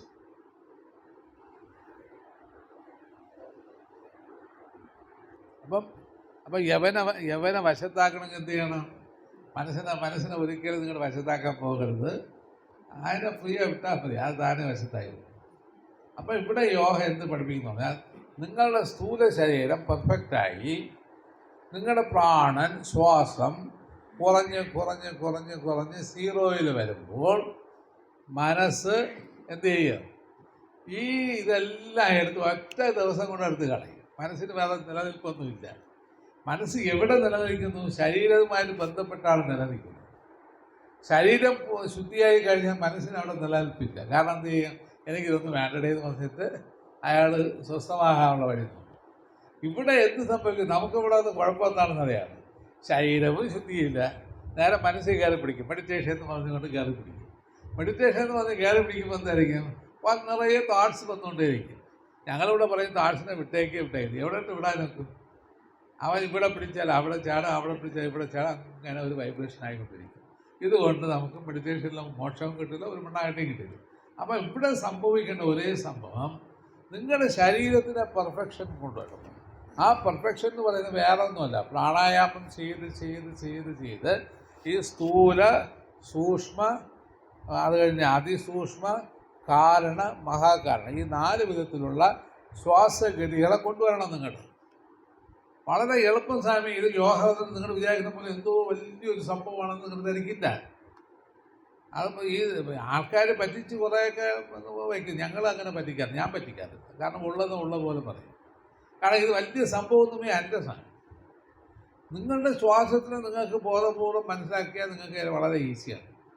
അപ്പോൾ ഇവിടെ എന്താണ്, ഇവിടെ യോഗയിൽ എന്താണ് പഠിപ്പിച്ചത്? ഘട, രാജ, ലയ, ഈ 3 കൂടെ പഠിപ്പിച്ചു. ഘട പഠിച്ചു. ഘട എന്താണ്? ഈ മൂക്കിൽ കൂടെ ഫോഴ്സായിട്ട് ഓടുന്ന ശ്വാസത്തിനാണ് ഘട. അതുകൊണ്ട് എന്ത് സംഭവിക്കുന്നത്? നമുക്ക് കൂടുതൽ അഗ്നിയെ എക്സ്പാൻഷൻ ചെയ്യും. അഗ്നി നമുക്ക് കൂടിയാൽ മാത്രമേ ഈ ഉഷ്ണം ബ്രെയിനിലേക്ക് പോവുകയുള്ളൂ. കാരണം എന്ന് പറഞ്ഞാൽ വെള്ളം അടിക്കുക എന്ന് വന്ന അർത്ഥം വേറെ ഒന്നുമല്ല. നമ്മൾ ടാസ്മാർക്കിൽ പോയി വെള്ളം അടിക്കുക എന്നർത്ഥം. അതിന് പകരം ചെയ്തതാണ് ഈ ഘടയോഗം. എന്നിട്ട് പറഞ്ഞാൽ നമ്മൾ കുറച്ച് മത്തായി കഴിഞ്ഞ് ഈ മനസ്സിന് അവിടെ നിലനിൽപ്പില്ല. അവൻ സ്വസ്ഥമായിട്ട് പിന്നെ എന്ത് ചെയ്യണം? പിന്നെ ഉടനെ കയറി അവനെ പിടിച്ച് നമ്മൾ അങ്ങോട്ട് മാറ്റിയത്. അപ്പോൾ അടുത്തതായിട്ട് വരുന്നത് രാജയോഗത്തിലേക്ക് നിങ്ങളുടെ നാച്ചുറൽ വരും. അപ്പോൾ നിങ്ങളുടെ പ്രാണൻ എന്ത് ചെയ്യുന്നു? ഗതി മാറി ഓടാൻ തുടങ്ങും. ഈസിയായിട്ട് ഓടും. അപ്പോൾ അത് ഓടി വരുന്ന സമയത്ത് പിന്നെ അതിനെ വേണമെങ്കിൽ സുഷുമയിൽ കൂടി ഏറ്റി ഇറക്കുന്നത് നമ്മുടെ ക്രിയായോഗയിൽ കൊണ്ട് വളരെ ഈസിയായിട്ട് നിങ്ങൾക്ക് ചെയ്യാൻ സാധിക്കും. ഇതിനകത്ത് വലിയ ഓട്ടം ചാട്ടമൊന്നും ആവശ്യമില്ല. അത് കഴിഞ്ഞ് അടുത്ത സ്റ്റേജിലേക്ക് എന്ത് വരുന്നത്? അതിസൂക്ഷ്മമായിട്ടുള്ള പ്രാണൻ. പിന്നെ ഗതി പിന്നെ ചെറുതാവും. നിങ്ങളുടെ നീളത്തിൽ 12 സെക്കൻഡ് നീട്ടുന്ന സാധനം ഇപ്പോൾ അവസാനം ഇത്രയില്ലാവും. കാരണം നിങ്ങൾക്ക് നീട്ടാനുള്ള കഴിവൊന്നും വരില്ല അവിടെ എന്ന് പറഞ്ഞിരിക്കുക. അപ്പോൾ അത് നാച്ചുറൽ ബൈ നാച്ചുറൽ. അതിനാണ് മെഡിറ്റേഷൻ ഞങ്ങൾ പറയുന്നത്. മെഡിറ്റേഷൻ്റെ മീനിങ് എന്താണ്? സ്വസ്ഥമായി ഇരിയുന്നർത്ഥം. നിന്നെ കൊണ്ട് ഒന്നിനും കഴിയില്ല, നീ ഉണ്ടായിരിക്കുന്നു. അപ്പോൾ എന്നെ കൊണ്ട് ഒന്നിനും കഴിയില്ലെങ്കിൽ ഞാൻ ഉണ്ടായിരിക്കണം. ഉണ്ടായിരിക്കുന്ന വികാരങ്ങൾ വരട്ടെ, വിചാരങ്ങൾ വരട്ടെ, എന്ത് വേണമെങ്കിലും വന്നാലും അതിനെ ഫൈറ്റ് ചെയ്യാതെ വിട്ടേക്കണം. കാരണം എന്ന് പറഞ്ഞാൽ മനസ്സിനെ നിങ്ങൾ എത്രത്തോളം ഫൈറ്റ് ചെയ്യുന്നു അത്രത്തോളം നിങ്ങൾക്ക് നാശം കൂടുതൽ. നിങ്ങൾ സ്വയം നശിക്കുകയാണെന്നർത്ഥം. മനസ്സിന് നിങ്ങൾ ഫൈറ്റ് ചെയ്യാതെ നിങ്ങൾ വിട്ടുകൊടുക്കുകയാണെങ്കിൽ നിങ്ങളുടെ ഉടനെ രക്ഷപ്പെടും. കാരണം എന്ന് പറഞ്ഞാൽ മനസ്സിൻ്റെ ദുർബലത എപ്പോഴുമേ എന്താണെന്ന് പറഞ്ഞാൽ നമ്മുടെ ഇദ്ദേഹത്തിൻ്റെ കഥ പോലെയാണ്. എന്ന് പറഞ്ഞാൽ ദാരികൻ്റെ കഥ പോലെയാണ് മനസ്സ്. ഒരു തുള്ളി രക്തം വീഴുന്നാൽ അവൻ 10 ദാരികൻ ആ രക്തത്തിൽ നിന്ന് കഴിച്ചു വരും. അങ്ങനെയാണ് പിന്നെ കാളിക്ക് കോപം കൂടിയത്. എന്താണ്? അവൾ ഒരേ വെട്ടി രക്ഷയില്ല. ഒരു ദാരികൻ പോയി 10 ദാരികനായി, 100 150 200 കാളിക്ക് ആ കോപം കയറിയിട്ട് വേതാളത്തിനെ വിളിച്ചു നാക്കിനടി കയറ്റുന്നു. കാരണം ഈ രക്തം വീഴുന്നകത്ത് നീ കുടിയുന്നു. അതാണ് കേജിൽ. നീ കുടിയെന്ന് പറഞ്ഞു. ഉടൻ നാക്കിനെ കയറ്റി വെട്ടിക്കൊടുത്തു. അവൾ അത്രയും കുടിച്ചു. അതോടെ ദാരികൻ്റെ കഥ കഴിഞ്ഞു. ഇതുപോലെ നിങ്ങളുടെ പ്രാണനെ കയറ്റി ഇറക്കിക്കൊണ്ടിരുന്നാൽ മതി. അപ്പോൾ ഇവിടെ എന്തായിരിക്കും? മനസ്സിനെ പറ്റി നിങ്ങൾ ഒരിക്കലും പേടിക്കേണ്ട ആവശ്യമില്ല. കാരണം ദാരിക അവൻ എന്ത് വേണമെങ്കിലും ചെയ്തോട്ട്, അവന് നിറയെ വികാരങ്ങൾ വരട്ടെ, അവൻ എന്ത് വേണമെങ്കിൽ നടത്തട്ടെ. ഇതിനൊന്നും പേരുമോ പ്രശസ്തിയോ ഒന്നുമില്ല ദാരികന്. നിങ്ങൾക്കിവിടെ എന്താണ്? ഈ പ്രാണനായിരിക്കുന്ന കാളിയുടെ പക്ഷം നിന്നാൽ മാത്രം മതി, നിങ്ങൾ രക്ഷപ്പെടും. ദാരികൻ്റെ പക്ഷത്ത് നിന്നാൽ നമുക്ക് രക്ഷയില്ല. ദാരികൻ്റെ പക്ഷത്തിലൂടെ നിന്നാൽ എന്താണ്? വികാരങ്ങൾ കൂടിക്കൊണ്ട്. അപ്പോൾ നമ്മൾ മനസ്സിൽ എന്ത് വികാരങ്ങൾ വരട്ടെ, എന്ത് വിചാരങ്ങൾ വരട്ടെ, എന്ത് ഫീലിംഗ് വരട്ടെ, ഒന്നും നിങ്ങളുടെ അതിനെ ചോദ്യം ചെയ്യാനോ അതിനെ ആൻസർ തേടാനോ ഒന്നിനും പോകരുത്. വിട്ടേക്കണം. അത് അതിൻ്റെ വേണ്ട നോക്കട്ടെ പറഞ്ഞ് വിട്ടേക്കണം. ഇപ്പോൾ ഇവിടെ എന്താണ് ജോലി? അതാണ് ലഹരി മഹാശയൻ അദ്ദേഹത്തിൻ്റെ ലൈഫ് ഹിസ്റ്ററിയിൽ അത് എഴുതിയിട്ടൊരു സംഭവം. ക്രിയ ചെയ്യുവിൻ, മെഡിറ്റേഷൻ ചെയ്യാതെ ഇരിക്കും. അതാണ് അങ്ങനെ പഠിപ്പിച്ചത്. യോഗാനന്ദനാണ് ക്രിയയോടൊപ്പം മെഡിറ്റേഷൻ ചെയ്യുവിൻ എന്ന് പറഞ്ഞത്. എന്തുകൊണ്ടാണ് അദ്ദേഹം ആദ്യമേ ക്രിയ ചെയ്യുവിൻ മാത്രം പറഞ്ഞത്? കാരണം ഇവിടെ മനസ്സ് ദാരികനാണ്.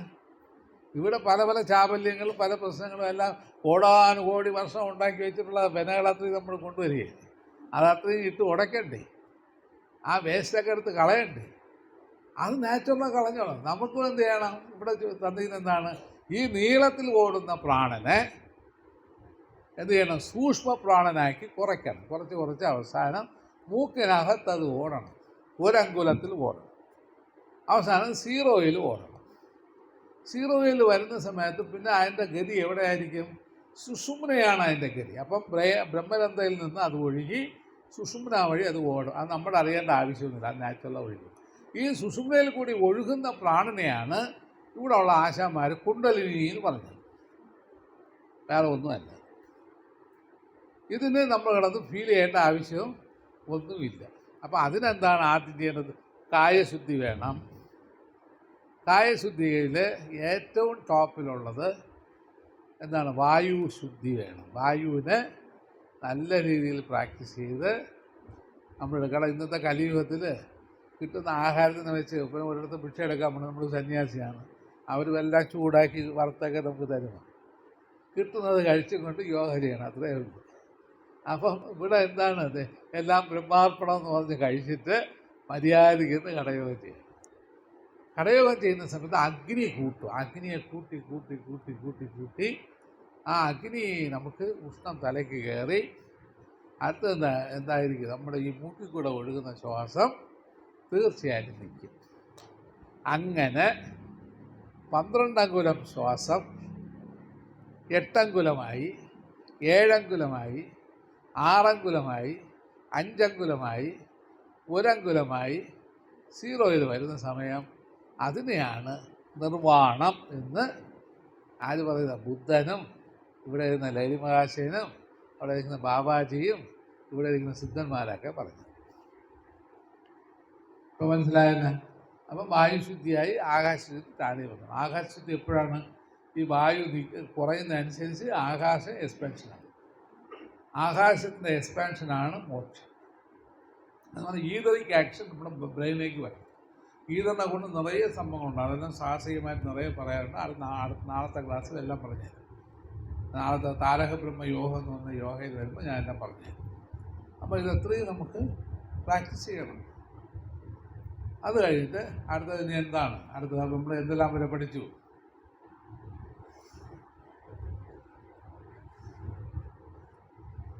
അപ്പോൾ കായശുദ്ധി ഇപ്പോൾ കംപ്ലീറ്റ് ആയല്ല. അത് മനഃശുദ്ധി. മനഃശുദ്ധിയിൽ നമ്മൾ എന്ത് പറഞ്ഞ അഷ്ടരാഗങ്ങളെ വരുന്നു. അതാണ് പൃഥ്വിതത്വം. വികാരങ്ങളെല്ലാം പൃഥ്വിതത്വമാണ്. അഷ്ടരാഗങ്ങൾ എന്താണ്? ഒരു മൈക്ക് റെഡി ആയിക്കോട്ടെ.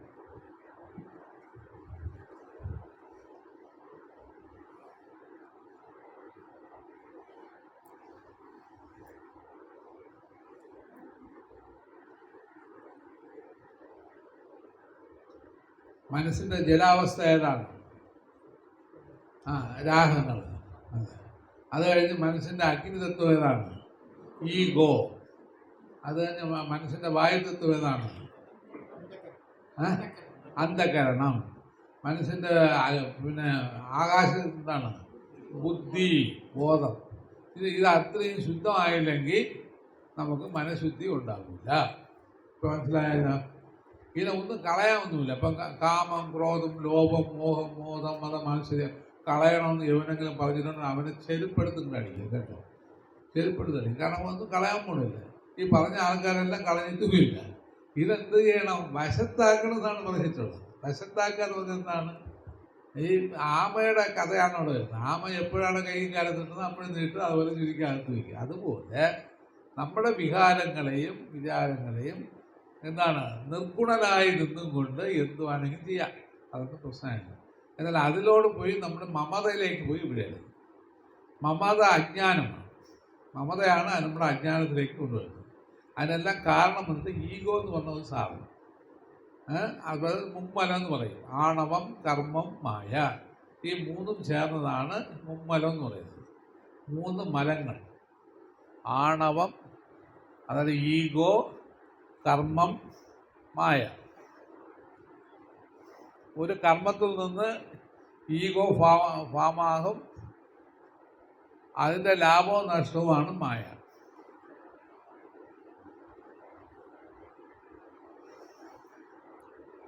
ഇത് അത്രയും വന്ന് നമുക്ക് ദോഷങ്ങളുണ്ടായിക്കൊണ്ടിരിക്കും.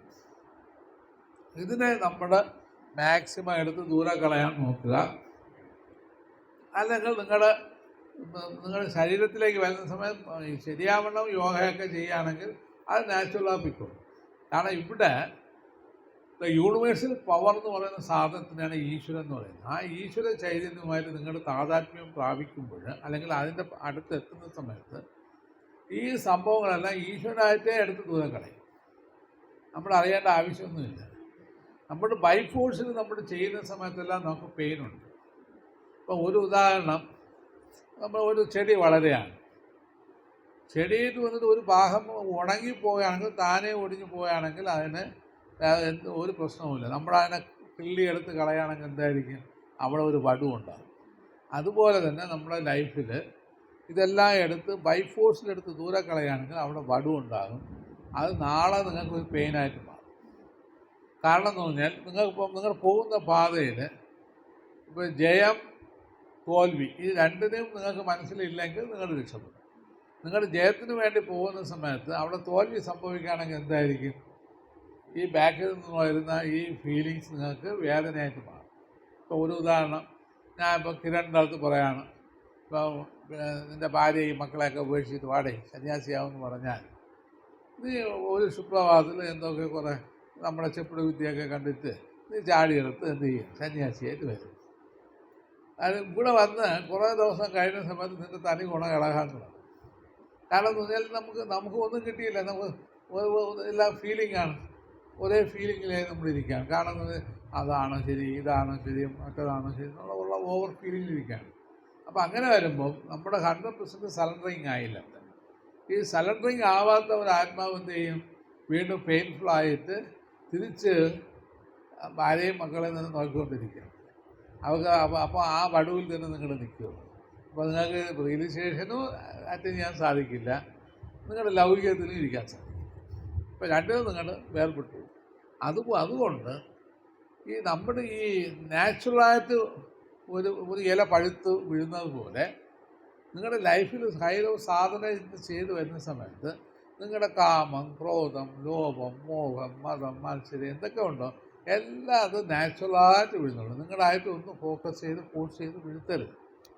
കാരണം അങ്ങനെ വീഴ്ത്തുന്ന സമയത്ത് നിങ്ങൾക്ക് അവിടെ വടുവുണ്ടാകും. മനസ്സിലായില്ലേ? നിങ്ങൾ വേണ്ടാത്തതെടുത്ത് കളയും. ഇപ്പം നിങ്ങൾക്ക് ഒരു ആഹാരം വേണ്ടാന്ന് തോന്നി എടുത്ത് കളയണം, അത്രയേ ഉള്ളൂ. അതിനു വേണ്ടി നമ്മുടെ ബൈപോഴ്സിൽ ഞാൻ പറയും, ഒരു പിന്നെ ഇറച്ചി കഴിക്കുന്ന ഒരു വ്യക്തിയുടെ അടുത്ത് ഫോഴ്സ് നീ തൊട്ട് ഇറച്ചി കഴിക്കാൻ പാടില്ല, പാവമാണെന്നൊക്കെ പറഞ്ഞ് നിങ്ങൾ കേൾക്കും. എന്നാൽ നിങ്ങളുടെ എന്നും ഒരു ഇറച്ചി കടയിൽ പോകുമ്പോൾ നിങ്ങളുടെ വായിൽ നിന്ന് വെള്ളം പോകും. അപ്പോൾ ഞാൻ എന്ത് ചെയ്യാൻ നോക്കും, അപ്പോൾ നിങ്ങൾ ഇറച്ചി കഴിച്ചില്ലെങ്കിലും തീർച്ചയായിട്ടും നിങ്ങളുടെ ഇറച്ചി കഴിച്ചുകൊണ്ടാണ് ഇരിക്കുന്നത്. കാരണം വായിൽ വെള്ളം പോയി. അപ്പോൾ നിങ്ങളുടെ മനസ്സിനകത്ത് ആ വികാരം ഉണ്ടായിരിക്കുകയാണ്. ആ വികാരത്തിൽ നിന്ന് നിങ്ങളുടെ അടിമത്തത്തിൽ നിന്ന് നിങ്ങൾ ഒരിക്കലും മാറിയില്ല. അപ്പോൾ നിങ്ങൾ എന്ത് ചെയ്യാൻ നോക്കും അവിടെ.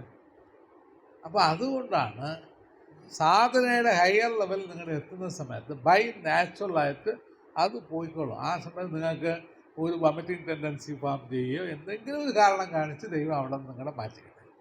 അതുകൊണ്ട് ദൈവത്തിന് സ്തോത്രം പറഞ്ഞ് നന്ദി പറഞ്ഞ് നമ്മൾ രക്ഷപ്പെട്ടിരിക്കുക, അതാണ് വലുത്. അല്ലാതെ ബൈ നാച്ചുറലായിട്ട് കൊണ്ടുപോകാതെ അൺനാച്ചുറലായിട്ട് നിങ്ങളുടെ ലൈഫിനായിട്ട് നശിപ്പിക്കരുത്. സെക്കൻഡ്ലി വന്നിട്ട് മനസ്സിനായിട്ട് കളിപ്പിക്കരുത്, കുരങ്ങ് കളിപ്പിക്കരുത്. ഇനി അടുത്തത് നമ്മുടെ കാരണശരീരത്തിലേക്ക് വരികയാണ്. മനസ്സിനെ കുരങ്ങ് കളിപ്പിക്കും തോറും നിങ്ങൾക്ക് ആത്മീയത്തിന് നഷ്ടം ഉണ്ടായിക്കൊണ്ടേയിരിക്കും. മനസ്സിനെ എന്ത് ചെയ്യണം, ഫ്രീ ആയി വിട്ടേക്കണം. അവിടെ വാച്ചിങ് ആണ്. കാരണം ചുമ്മാ ഇരുന്ന് സുഖം ഒരു ചൊല്ലറിയെന്നാണ് പറയുന്നത്. അത് അതിൻ്റെ മീനിങ്ങിനാണ് ഒന്നും ഉണ്ടായിരിക്കാനല്ല അതിൻ്റെ അർത്ഥം. മൈൻഡ് കൊണ്ട് നമ്മൾ വാച്ച് ചെയ്യുക, മനസ്സിനെ വാച്ച് ചെയ്തുകൊണ്ടേയിരിക്കുക, ഫിറ്റ്നസ്സായിട്ടിരിക്കുക, വെറുതെ ഇരിക്കുക. അവിടെ മനസ്സിന് വെറുതെ നോക്കിക്കൊണ്ടേയിരിക്കുക. അങ്ങനെ നോക്കിക്കൊണ്ടിരിക്കുന്ന സമയം മനസ്സ് നാച്ചുറലായിട്ട് എന്ത് ചെയ്യുക, നിങ്ങളുടെ വിഹാരങ്ങളും വിചാരങ്ങളും എല്ലാം അത് എടുത്ത് അത് കളഞ്ഞ് അവസാനം സ്വസ്ഥമായ ഒരു മനസ്സ് നിങ്ങൾക്ക് ഉണ്ടാകും. സ്വസ്ഥമായ മനസ്സെന്ന് പറഞ്ഞാൽ ശൂന്യമായ മനസ്സെന്നർത്ഥം. ആ ശൂന്യമായ ഒരു മനസ്സ് നിങ്ങൾക്ക് വരുന്നതാണ് പ്രജ്ഞാനം ബ്രഹ്മം എന്ന് പറയുന്നത്. അത് ഋഷീശ്വരന്മാർ. ആ ശൂന്യമായ മനസ്സിൽ നിന്നാണ് കാരണശരീരത്തിന് എക്സ്പാൻഷൻ ഉണ്ടാകുന്നത്. അപ്പോൾ ശൂന്യമായ മനസ്സ് എപ്പോഴും നിങ്ങളുടെ എനി ടൈം നിങ്ങളുടെ ധ്യാനത്തിൽ ഉണ്ടാക്കിയെടുക്കുന്നതാണ് മോക്ഷം. എഴുതി വെച്ചു. അല്ലാതെ ഏതോ ഒരു ദൈവത്തിനെ കയറി പിടിക്കുക, 4 കൈയുള്ള ദൈവവും 5 കാലുള്ള ദൈവം എന്ന് പറഞ്ഞ് ബാക്ക് സൈഡിൽ പോകരുത്. നമ്മുടെ സ്വസ്ഥമായ നമ്മുടെ ദൈവം ആരാണ്? സ്വസ്ഥമായ മനസ്സ്, ശൂന്യമായ മനസ്സാണ് നമ്മുടെ ദൈവം. മറ്റുള്ള ദൈവങ്ങളെല്ലാം നമ്മളെ തേടി വന്നോളൂ, നമ്മൾ അതിനെക്കുറിച്ച് ബോധം ചെയ്യേണ്ട ആവശ്യമേ ഇല്ല. അപ്പം ആ ശൂന്യതയെ മാക്സിമം അനുഭവിക്കുക.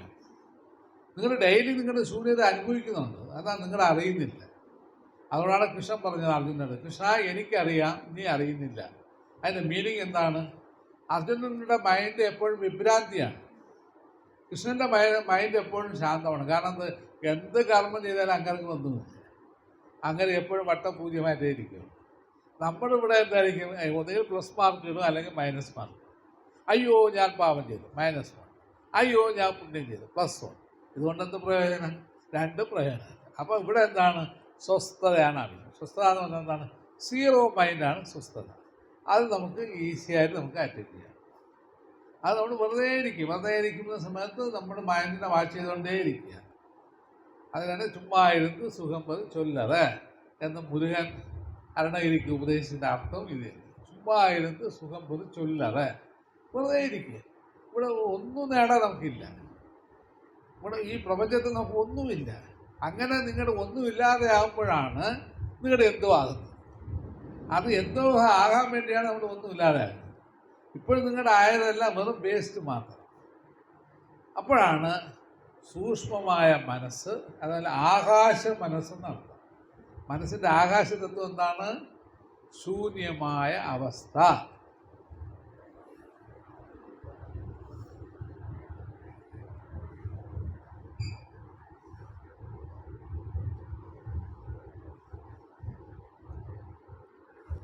അപ്പോൾ മനസ്സിൻ്റെ ആകാശതത്വം അതിനാണ്, ശൂന്യമായ അവസ്ഥയാണ് ആകാശതത്വം.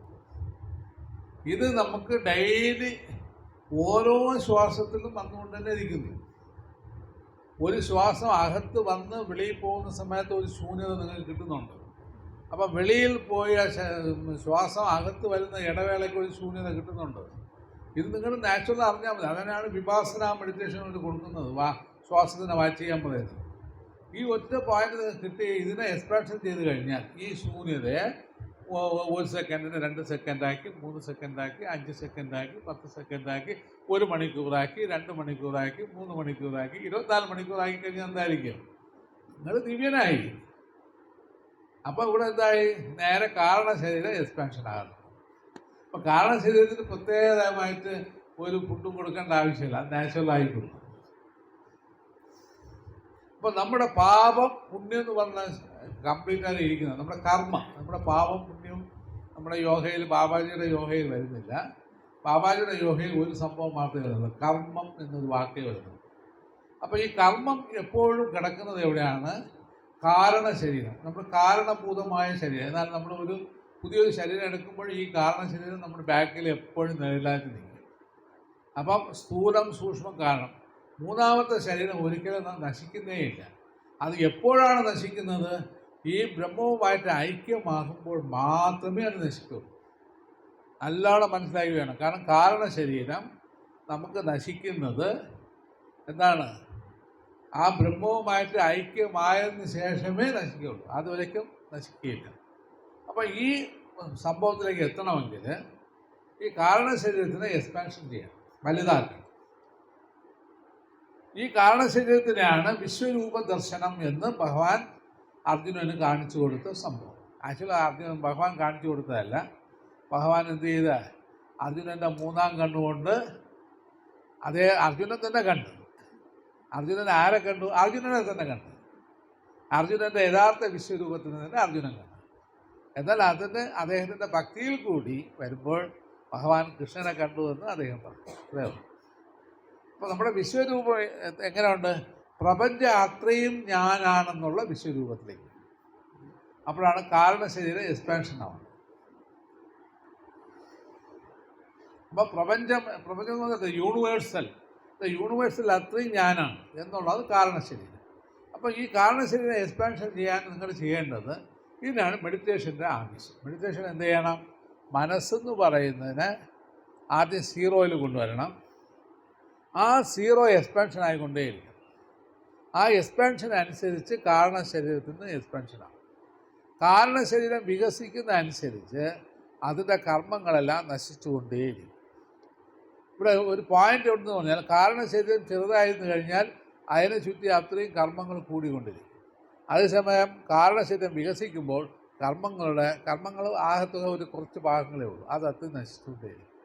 അത് കഴിയുമ്പോൾ ഇത് വികസിച്ച് ഇത് എന്ന് പറഞ്ഞാൽ പരബ്രഹ്മമാര് എന്നാൽ ബ്രഹ്മത്തിന് പരബ്രഹ്മം എന്ന് പറയുന്ന ആ സ്റ്റേജിലേക്ക് അത് പോകും. ഈ പരബ്രഹ്മാവസ്ഥയിൽ എത്തുന്ന കാരണശരീരത്തിനെയാണ് മഹാകാരണം എന്ന് സിദ്ധന്മാർ പറഞ്ഞത്. മഹാകാരണത്തിനെയാണ് നിർവികൽപ്പ സമാധി എന്ന് പറയുന്നത്. അപ്പോൾ ഈ കാരണശരീരത്തിൻ്റെ എക്സ്പാൻഷനാണ് നിർവികൽപ്പ സമാധി. അപ്പോൾ അതിനു മുമ്പായി 8 വിധത്തിലുള്ള സമാധി നമുക്ക് കിട്ടാനുണ്ട്. സമാധി എന്ന് പറയുന്നത് സവികൽപ്പ സ്റ്റേജ് 8 വിധത്തിൽ കിട്ടും. അത് നല്ലതാണ്. കാരണം നിങ്ങളുടെ എക്സ്പാൻഷൻ്റെ ഓരോ തുക, ഇപ്പം ഒരു ഉദാഹരണം നിങ്ങളുടെ ഇപ്പം പിന്നെ ബാങ്കിൽ കുറേ എമൗണ്ട് കൊണ്ടുവന്ന് ഫിക്സഡിൽ ഇടുകയാണ്, അല്ലെങ്കിൽ ഒരു മ്യൂച്വൽ ഫണ്ട് എന്ന് പറഞ്ഞ് ഇടുകയാണ്. അതിൻ്റെ പലിശ ഇപ്പോൾ 6 മാസത്തിലൊരിക്കലാണ് നിങ്ങൾ കൂട്ടുക എന്നുള്ളത്. 6 മാസത്തിലൊരിക്കൽ പലിശ കൂട്ടി നിങ്ങളുടെ ഫോണിൽ വരുന്നത് പോലെ, കാരണം നിങ്ങളുടെ മെസ്സേജിൽ വരും. അതുപോലെ നിങ്ങളുടെ സാധനം കൂടുന്നതനുസരിച്ച് ഈ 6 മാസത്തിലൊരിക്കൽ പലിശ വരുന്നത് പോലെ ഈ സമാധി 2 ആഴ്ചയിലൊരിക്കൽ 3 ആഴ്ചയിലൊരിക്കൽ വന്നുകൊണ്ടേയിരിക്കും. അത് കൂടി 8 പ്രാവശ്യം വരും. അപ്പോൾ സമാധി എത്ര പ്രാവശ്യം വരും? 8 പ്രാവശ്യം വരും. 8ാമത്തെ പ്രാവശ്യം വരുന്ന സമാധി കുറേ നീളത്തിലായിരിക്കും. എന്ന് പറഞ്ഞാൽ ആ അതിബോധാവസ്ഥ എന്ന് പറയുന്നത് കുറേ മണിക്കൂറുകളായിരിക്കും. ആദ്യത്തെ അതിബോധാവസ്ഥ വന്നിട്ട് കുറച്ച് സമയമായിരിക്കും. ചിലപ്പോൾ അരമണിക്കൂറിലായിരിക്കും, ചിലപ്പോൾ 1 മണിക്കൂറിലായിരിക്കും, ചിലപ്പോൾ 1/4 മണിക്കൂറിലായിരിക്കും. നമ്മുടെ അതുകൊണ്ട് ദുഃഖിക്കാറ്. കാരണം എനിക്ക് കൊള്ളാം എന്ന് പറഞ്ഞിട്ട് മാർക്കിട്ടുകൊണ്ട് ഉണ്ടായിരുന്നുണ്ട്. കാരണം രാമകൃഷ്ണ പരമഹംസൻ സ്വാമി വിവേകാനന്ദ പറയുന്ന ഒരു വാക്കുണ്ട്, നിങ്ങൾ ദൈവത്തിൽ നിന്ന് ഒരു സാധനം കിട്ടിക്കഴിഞ്ഞാൽ അത് നിങ്ങൾ എന്ത് ചെയ്യണം? കള്ളനെ പോലെ ഒളിച്ചു വെച്ച് കഴിച്ചോളണം എന്നാണ് പറയുന്നത്. ആരത് പറയാൻ പാടില്ല എന്നാണ്. അപ്പോൾ അതേപോലെ തന്നെ ഈ സംഭവം കിട്ടുന്ന സമയം വളരെ രഹസ്യമായി വെച്ചോ. എന്തുകൊണ്ട് രഹസ്യമായി വെക്കണമെന്ന് പറയാൻ കാരണം, നിങ്ങൾക്ക് വന്നത് ഈ പരസ്യപ്പലകയിലാക്കി കഴിഞ്ഞാൽ നിങ്ങൾക്ക് പല രീതിയിലുള്ള വൈബ്രേഷൻ നിങ്ങളുടെ തലച്ചോറിലേക്ക് വരും. എന്ന് പറഞ്ഞാൽ ഒരാൾ പറയും, അത് നീ ഉറങ്ങിയിരിക്കും അടി എന്ന് പറയും, അല്ലെങ്കിൽ ഉറങ്ങിയിരിക്കണോ എന്ന് പറയും. വേറൊരാൾ പറയും, ഇതൊരു ചുക്കുമില്ല എന്ന് പറയും. ഇല്ല, ഇങ്ങനെയൊക്കെ വന്ന് പ്രകാശമൊക്കെ ഇങ്ങനെയൊക്കെ ചാടിയൊക്കെ വരുമല്ലോ എന്ന് പറയും. ഇതൊന്നും കറക്റ്റല്ല, സത്യമല്ല. കാരണം ഇവിടെ വന്നിട്ട് വിഷൻസ് എന്ന് പറഞ്ഞ സാധനം അവിടെ ഇല്ല. കാരണം വിഷ്വൽ ചെയ്യാൻ ഒരു വ്യക്തി അവിടെ ഇല്ലല്ലോ, പിന്നെ എങ്ങനെ വിഷൻസ് വരും? കാരണം എൻ്റെ ഈഗോ, എൻ്റെ അന്ധകരണങ്ങൾ അത്രയും ഞാൻ എവിടെ എത്തി? എൻ്റെ ബ്രഹ്മപദമായിരിക്കുന്ന ആത്മാവിൽ ലയിച്ചു കഴിഞ്ഞു. ആത്മാവിൽ ലയിച്ചു കഴിഞ്ഞാൽ ആത്മാവിൽ അവശേഷിക്കാൻ എന്തെങ്കിലും ഉണ്ടോ? അപ്പോൾ അത് അതിശൂന്യാവസ്ഥ എന്നാണ് അതിന് പേര്. അപ്പം ഈ ശൂന്യാവസ്ഥയിൽ വരുന്ന സമയം നമുക്ക് ഇവിടെ എന്തെങ്കിലും ഒരു സാധനം വന്ന് നമ്മൾ വരുന്നു വയ്ക്കുകയാണെങ്കിൽ നിങ്ങൾ തീർച്ചയായും അവിടെ എത്തിയില്ല.